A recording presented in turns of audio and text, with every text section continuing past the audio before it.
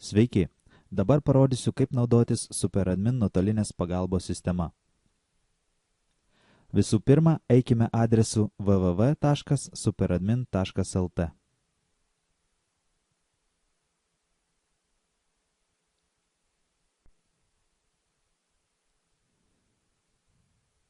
Čia jūs iš karto galėsite susisiekti su specialistu, pasinaudojant pokalbių langų ir išdėstyti turimą problemą.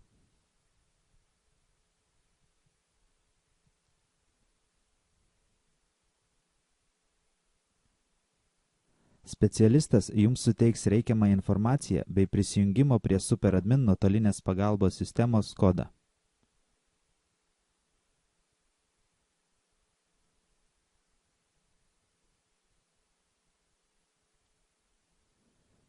Spauskite paleisti programą. Atsidariusiame lange dar kartą spauskite paleisti programą. Spauskite Run ir dar kartą Run. Pasileidus SuperAdmin nuotolinės pagalbos sistemos programai, įveskite jums suteiktą kodą ir spauskite OK.